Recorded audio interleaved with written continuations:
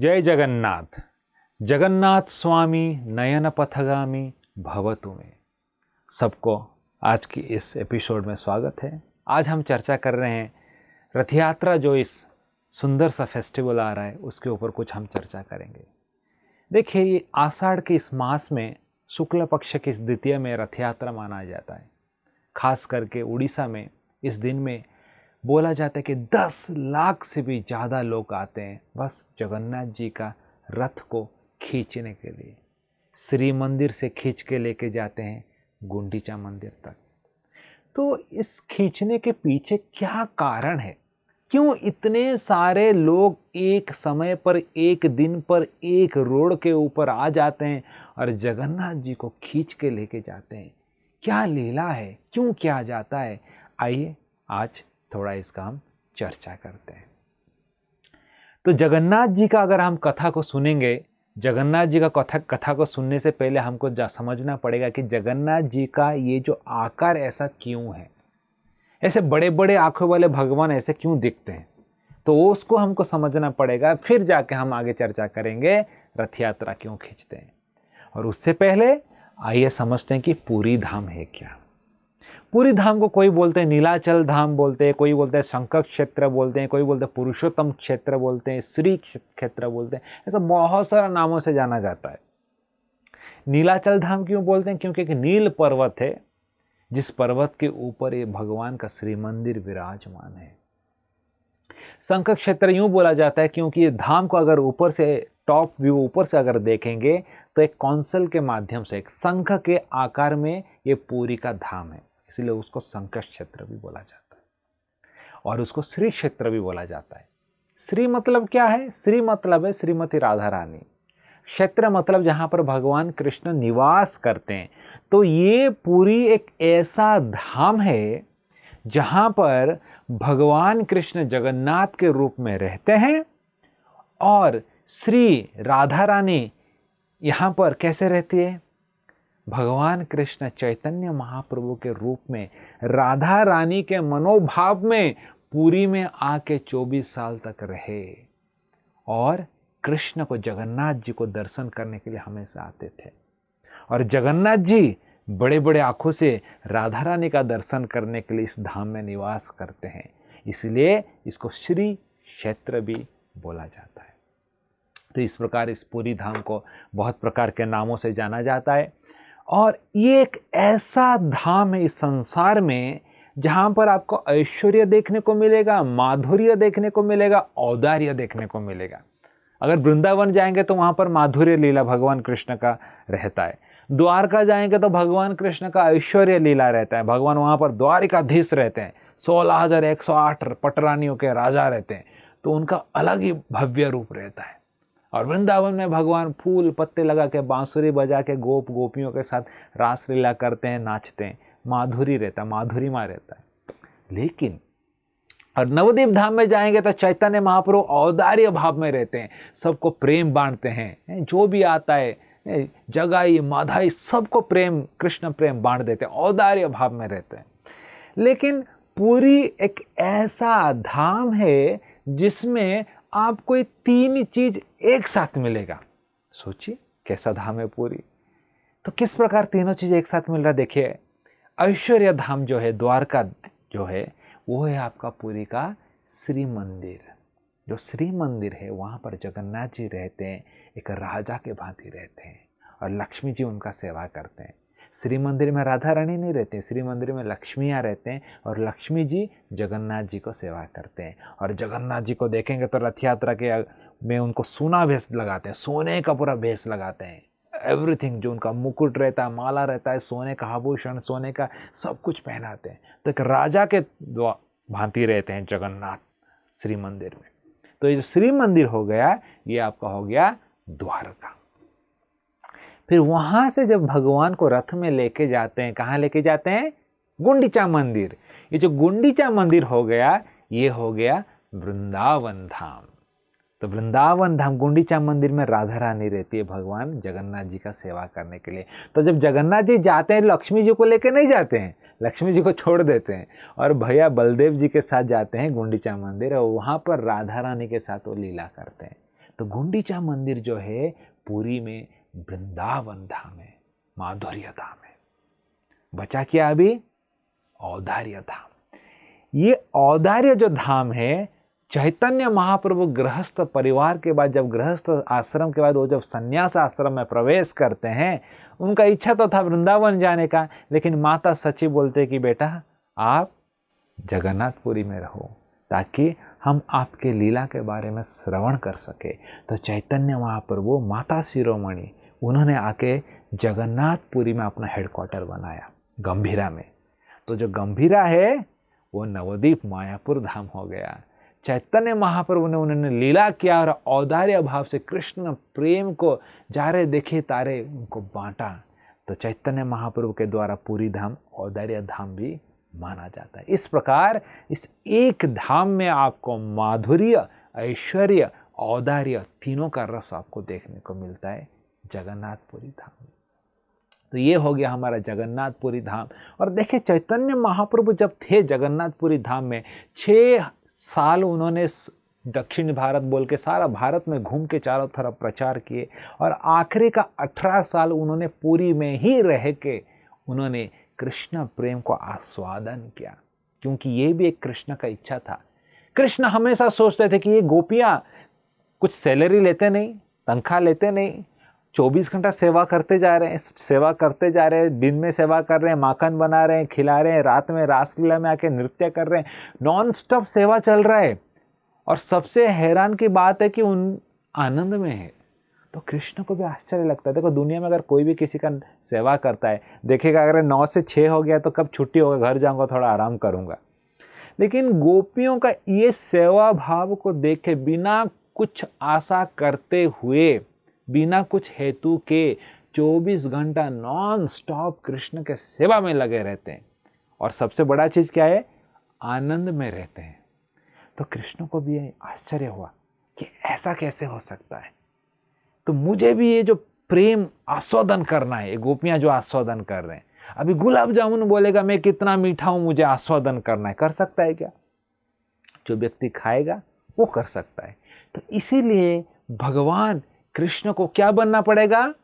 भक्त बनना पड़ेगा उनका प्रेम को आस्वादन करने के लिए। और सबसे बड़ा भक्त कौन है? श्रीमती राधा रानी। इसीलिए भगवान कृष्ण कलयुग में श्रीमती राधा रानी के मनोभाव में इस चैतन्य के रूप में आए और अपना ही प्रेम को आस्वादन किए। और ये जो प्रेम को आस्वादन करने का जो जगह है, जगन्नाथपुरी। तो भगवान चैतन्य महाप्रभु जब जगन्नाथपुरी में अभी भी आप जाएंगे तो चातक पर्वत देखने को मिलेगा। चातक पर्वत को जब देखते थे तो गोवर्धन गोवर्धन बोल के दौड़ के चले जाते थे। और ये जो नील सागर देखते थे, समंदर देखते थे, तो उसको यमुना बोल के उछल के कूद जाते थे समंदर में। और जब जगन्नाथ जी का बल्लभ गार्डन देखते थे तो उसको वृंदावन बोल के चले जाते थे। इस प्रकार चैतन्य महाप्रभु जगन्नाथपुरी में हर एक एक चीज को वृंदावन के रूप में देख के आस्वादन कर रहे थे। तो ये जगन्नाथपुरी धाम में हम चर्चा करेंगे जगन्नाथ जी का जो आकार है ऐसा क्यों हुआ है। बहुत सारे लोग प्रश्न पूछते कि अरे प्रभु जी, भगवान कृष्ण तो ऐसे दिखते हैं, लेकिन जगन्नाथ जी ऐसा क्यों दिखते हैं, इतने बड़े बड़े आँख क्यों हैं और इतना बड़ा आकार क्यों है, लकड़ी से क्यों शरीर बनता है। तो इस सब के पीछे कारण है, क्यों ऐसा आकार है। तो आइए इसके बारे में चर्चा करते हैं कि जगन्नाथ जी का ये ऐसा आकार होने का कारण क्या है। एक बात है, भगवान कृष्ण जब वृंदावन में अपना 10 साल का लीला समाप्त करके मथुरा आ जाते हैं और कंस को मारने के बाद जरासंध उनके ऊपर आक्रमण करता है, क्योंकि कंस के जो पत्नियां थे जरासंध के बहन थे। तो भगवान कृष्ण बहुत बार आक्रमण करते हैं, 17 बार परास्त करते हैं जरासंध को। उसके बाद जरासंध, काल्यवन दोनों एक साथ आक्रमण करते हैं। तो फिर भगवान सोचते हैं कि मेरे लिए इस यदुवंश को इतना कष्ट आ रहा है, तो मैं क्या करता हूँ, इनको एक अलग जगह पे ले जाता हूँ। तो भगवान ने समंदर में बना दिया एक सुंदर सा नगरी, एक रात में बना दिया विश्वकर्मा को बुला के, और वो हो गया द्वारका धाम। और सभी यदुवंश जो रात को सोए थे, सुबह आंख खोलते ही द्वारका में अपने को पाए। और इस प्रकार द्वारका में भगवान चले गए। तो द्वारका तो चले गए, लेकिन वृंदावन का लीलाएं उनके हृदय से गया नहीं। तो भगवान कृष्ण हमेशा गोपियों को स्मरण करते थे, वृंदावन का लीला को स्मरण करते थे। और इस प्रकार बोला जाता है कि भगवान जब रात में, देखिए किसी व्यक्ति के प्रति ज़्यादा आपका आसक्ति होगा तो आपके सपने में आएंगे, ये तो कॉमन सेंस है। तो भगवान कृष्ण जब रात में सोते थे तो रात में गोपियों का नाम बोलते थे, राधे, ललिते, विशाखे, ऐसे नाम देते थे। ये 16,108 पटरानियाँ सोचते थे कि अरे ये कौन है, इनका नाम सब ले रहे हैं, हम लोग इतने सारे रानियाँ उनका सेवा करने के लिए हैं, लेकिन हम लोग का नाम कभी एक बार भी लिया नहीं, और ये सब गोपियों का नाम लेते जा रहे हैं। तो एक दिन ये सब रानियाँ मिलके माता रोहिणी को पूछते हैं, रोहिणी माता बलराम जी के माता, क्योंकि रोहिणी एक ऐसा रोहिणी जो है वो एक ऐसे हैं जो कि वृंदावन लीला में भी भाग लिए हैं और द्वारका लीला में भी भाग लिए हैं। जब कृष्ण वृंदावन में लीला कर रहे थे तो रोहिणी माता थे वृंदावन में, तो उन्होंने भगवान कृष्ण का सब लीला देखा है। तो सब 16,108 रानियां रोहिणी माता को घेर लेते हैं, बोलते हैं कि आज आपको बताना पड़ेगा क्या कि रात में क्या सबका नाम लेते रहते हैं, कृष्ण क्यों लेते हैं नाम, क्या कारण है। तो रोहिणी माता बोलते कि एक शर्त में मैं बताऊंगी। शर्त क्या है, मैं जब बताऊंगी कृष्ण और बलराम के कान में नहीं गिरना चाहिए, क्योंकि वो जब आके सुनेंगे तो फिर कुछ अलग ही हो जाएगा। तो आपको ऐसा कुछ करना पड़ेगा जिससे कृष्ण बलराम यहाँ पर ना आए। तब सुभद्रा माता आती है, बोले ठीक है मैं इंचार्ज बनती हूँ। क्या, कौन सा इंचार्ज? Security guard. तो आप अंदर कथा कीजिए और सब 16,108 रानियाँ अंदर जाइए, मैं गेट के पास खड़ी रहती हूँ और यहाँ पर दोनों तरफ में हाथ बंद करके रखूँगी, किसी को भी अंदर प्रवेश करने नहीं दूंगी, ना कृष्ण और बलराम भी नहीं जा सकते। तो फिर रोहिणी माता बोलते ठीक, और रोहिणी माता अपना कथा शुरू करती है, वृंदावन लीला। और 16,108 रानियाँ सब बैठ जाते हैं चारों तरफ घेर के, और रोहिणी माता बीच में कृष्ण का लीला शुरू करते हैं। वृंदावन में भगवान कृष्ण का लीला सब सुन रहे हैं, पूरा तन मन ध्यान से सुन रहे हैं, पूरा वृंदावन लीला में डूबे हुए हैं सब। और सुभद्रा भी सुन रही है, और सुभद्रा भी सुनते। देखो भगवान का लीला महिमा अगर अच्छे से सुनते हैं तो इसका ये लाभ होता है कि हम इस शारीरिक स्तर से ऊपर चले जाते हैं और एक आध्यात्मिक चेतना में चले जाते हैं। तो सुभद्रा माता भी जैसे जैसे सुन रही, उनको भी भगवान का जो भाव, कृष्ण प्रेम उनके हृदय में आने लगा, और धीरे धीरे उनका भी आंख बड़े बड़े होने। देखो अभी किसी भी चीज़ अगर आश्चर्य हो जाते हैं, आपको अद्भुत लगता है कुछ, आप लोग इसको रिलेट कैसे करेंगे? देखिए रात में चल के जा रहे हैं और सोचो अंधेरा रात है और सामने से एक सांप आ जाता है, तो क्या होगा? आपका आंख कैसे होगा? बड़ा बड़ा हो जाएगा ना, अरे इतना सांप आ गया। तो आपका बॉडी कैसे होगा? स्टंड हो जाएगा है।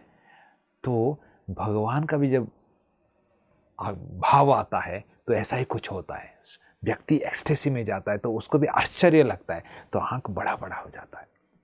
तो सुभद्रा माता जी का आंख बड़ा बड़ा हो जाता है, शरीर पूरा सात्विक अष्ट सात्विक विकार आता है, स्टन हो जाते हैं, और उनको पता नहीं चल रहा क्या चल रहा है, और लीला चलते जा रहा है और कृष्ण के कान में गिर रहा है, क्योंकि कृष्ण बलराम उसी इधर उधर घूम रहे हैं अलग रूम में, और कृष्ण बलराम धीरे धीरे धीरे आ रहे हैं सुनने के लिए, और देखते अरे ये तो वृंदावन लीला चालू है।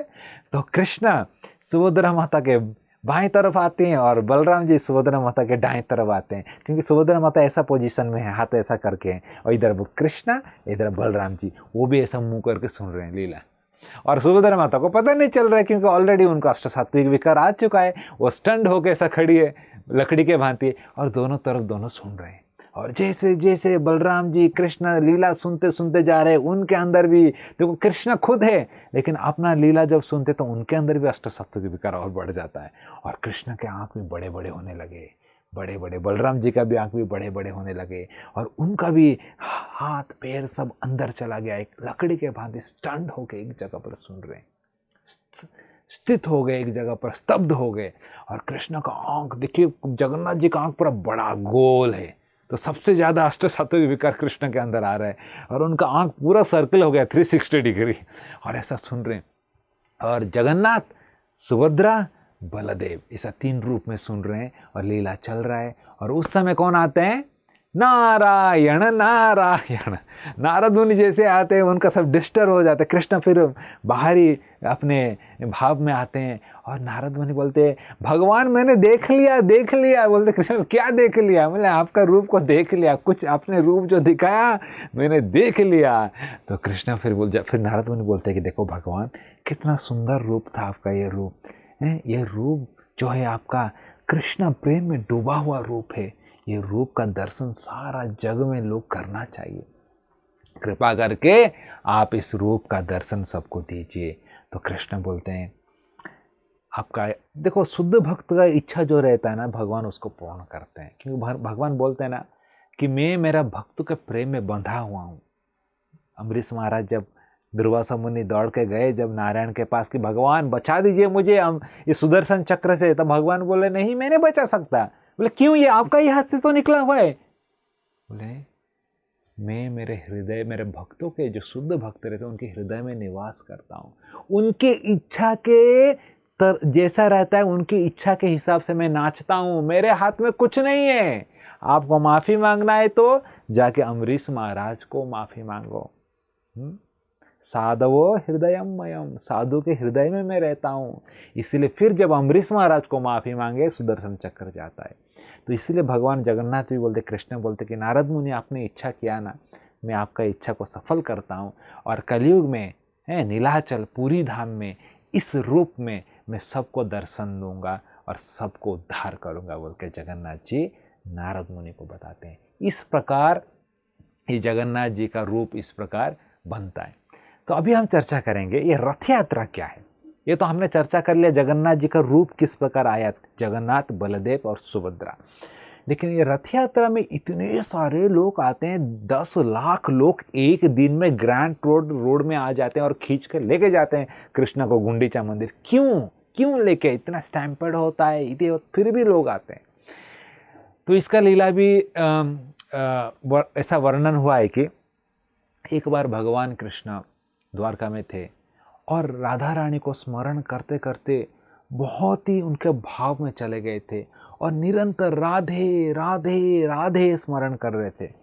और वहाँ पर भी नारद मुनि फिर से आते हैं और नारद मुनि का आके उनका जो रूप देखते हैं, बोला अरे कृष्ण को इतना याद आ रहा है राधा रानी, क्या करेंगे? तो कृष्ण उठ ही नहीं रहे। तो फिर सब बोलते हैं कि कृपा करके आप अगर राधा रानी का कुछ अगर संगीत गाएंगे तो उन उठ जाएंगे। तो नारद मुनि बोलते उठ तो जाएंगे लेकिन द्वारका में नहीं रहेंगे, सीधा वृंदावन भागेंगे। क्योंकि इनका अभी ये जो मैं देख रहा हूँ, जो उनका जो अभी विप्रलंब भाव पराकृष्ट में जा चुका है, अभी नहीं रहेंगे, उठेंगे तो सीधा जाएंगे वृंदावन। रेडी हो क्या आप लोग? तो सब लोग बोल रहे कि अरे वृंदावन चले जाएंगे। बोला हाँ। तो बोल रहे कि लो लेकिन उठाना तो पड़ेगा, ऐसा देख नहीं पाएंगे इतना कष्ट में। बोले ठीक है। लेकिन उद्धव तब बोलते हैं कि देखिए वृंदावन का परिस्थिति बहुत खराब है। और नारद मुनि बोलते हैं कि वृंदावन में गोपियां भगवान कृष्ण का विरह में तड़प रहे हैं और वहाँ पर राधा रानी ऐसा परिस्थिति में है कि शरीर कब छोड़ सकती है। ऐसा परिस्थिति में ललिता सखी के गोदी में अपना सर रख के राधा रानी बस कृष्ण को स्मरण करके सोई है, कुछ खा नहीं रही, कुछ नहीं, और आंखों से अश्रुधारा बह रहा, ऐसा परिस्थिति है। तो बोलते हैं अगर इस परिस्थिति में भगवान कृष्ण जाएंगे वृंदावन में तो उनको कितना कष्ट लगेगा।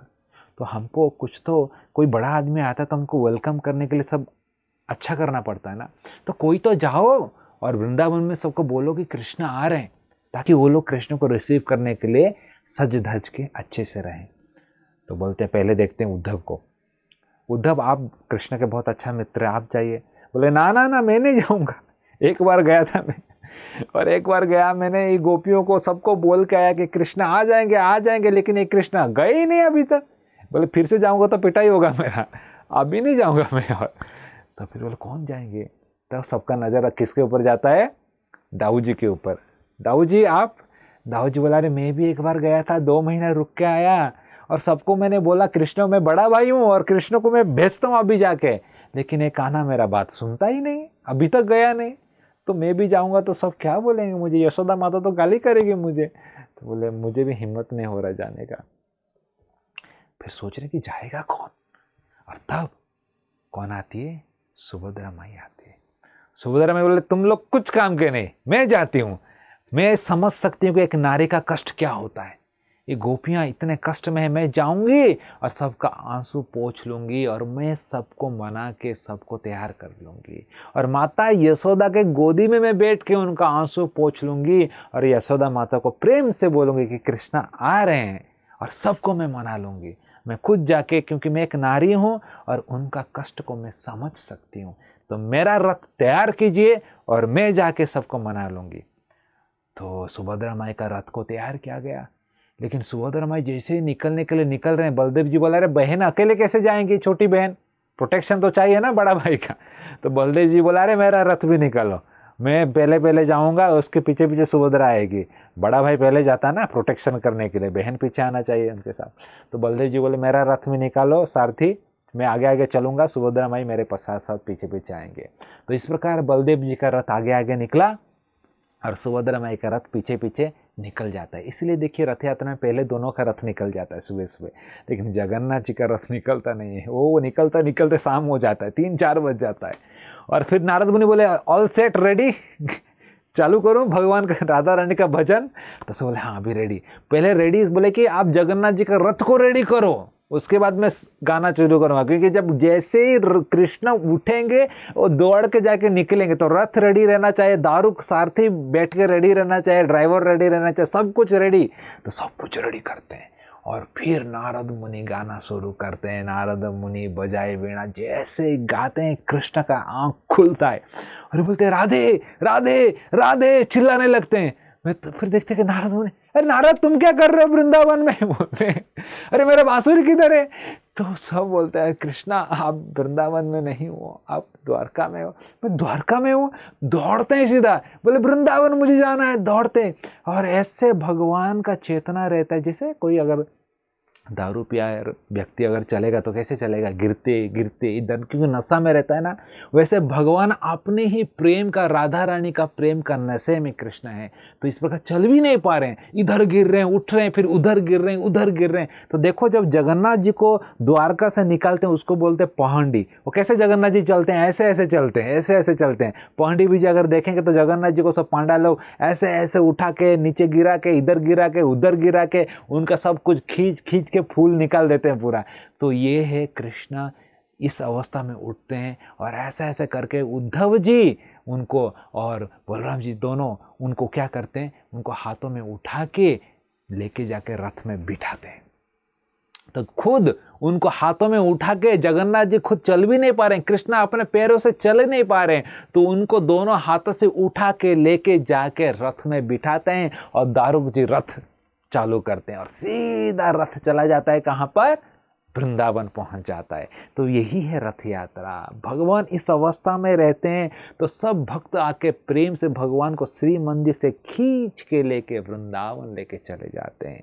और वृंदावन में जैसे ही कृष्ण वृंदावन में पहुंचते हैं, जैसे ही कृष्ण वृंदावन में पैर देते हैं और राधा रानी को देखते हैं, इस अवस्था में कि राधा रानी इतने दिनों से खाई नहीं है और शरीर पूरा पतला हो चुका है और ललिता सखी के सर में रख के सोई है, व्याकुल कृष्ण कृष्ण, और कभी भी प्राण छोड़ सकती। इस अवस्था में कृष्ण जब देखते हैं, ये अष्ट सात्विक विकार और एक पराकाष्ठ में चला जाता है और बोलते हैं कि भगवान का आंख बड़ा बड़ा गोल हो जाता है, शरीर लकड़ी के भांति। देखो कोई अगर कुछ आपको झटका लगता है ना, लकड़ी के भांति हो जाता है। कोई मर गया, खबर किसको पता चलता है तो कुछ हिलता नहीं, लकड़ी की तरह हो जाता है। उसको छापड़ भी मारते हैं तो कुछ असर नहीं पड़ता, क्यों, स्टंट हो जाता है। तो उसी तरह कृष्ण हो जाते हैं, राधा रानी को देख के लकड़ी के भांति हो जाते हैं। उनका हाथ पैर सब श्रिंक हो जाता है, अंदर चला जाता है और जमीन में गिर जाते हैं। जिस प्रकार एक कछुआ पानी में तैरता है, उस प्रकार भगवान कृष्ण प्रेम, राधा और कृष्ण का प्रेम में, कृष्ण जगन्नाथ के रूप में उस प्रेम के सागर में तैर रहे होते हैं। और उस समय हवा का झोंका जब कृष्ण का शरीर को स्पर्श करके राधा रानी के शरीर को स्पर्श करता है तो राधा रानी का आंख खुलता है और राधा रानी उठती है और कृष्ण को देख के पास में जाके भगवान को जैसे ही स्पर्श करते हैं, भगवान उनके स्वरूप में फिर से आते हैं। इसलिए भगवान एक लकड़ी के भांति हो जाते हैं। इसलिए जगन्नाथ जी का जो दारू ब्रह्म विग्रह बनाया जाता है और लकड़ी से बनाया जाता है। पहला विग्रह जो बनता है, बोलते हैं 3 लकड़ी का खंड वो समंदर में तैर के आया, जहाँ पर शंख चक्र गदा पद्म का निशाना रहता है, उसी से भगवान का मूर्ति को बनाया जाता है। क्योंकि कृष्ण एक लकड़ी के भांति कृष्ण राधा कृष्ण के प्रेम में तैर रहे होते हैं। इस प्रकार ये जगन्नाथ जी का लीला होता है, राधा और कृष्ण का संगम होता है। इसीलिए सब भक्त चाहते हैं कि जगन्नाथ जी को खींच के लेके कैसे वृंदावन में जल्दी से जल्दी पहुंचा दिया जाए। और एक खींचने का लीला भी एक द्वारका में एक बार जब अमावस के टाइम में कृष्ण बलदेव और सुभद्रा आए थे उस अमावस में पूजा करने के लिए, और उसी समय बहुत सारे गोपियां भी आए थे कृष्ण का दर्शन करने के लिए।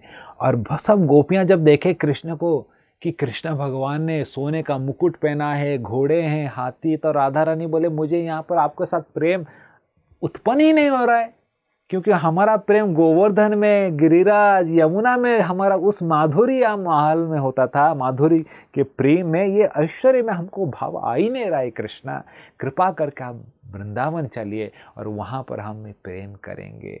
तो कृष्ण को क्या करते हैं, सब गोपियाँ मिलके खींच खींच के वृंदावन के तरफ लेके जाते हैं। तो यही भावना है। इसीलिए सब गौड़ीय वैष्णव, जितने सारे वैष्णव रहते हैं, रथ यात्रा के इस तिथि में आके भगवान का रथ को खींच के वृंदावन लेके चले जाते हैं। वृंदावन हमारा हृदय एक भावना है। इस खींचने का मतलब क्या है, भगवान जगन्नाथ को खींच के अपने वृंदावन रूपी इस हृदय में निवास दे रहे हैं। इसलिए चैतन्य महाप्रभु रथ यात्रा में बोलते हैं, अन्येर हृदय मन मोर मन वृंदावन मने बने एक करी जानी।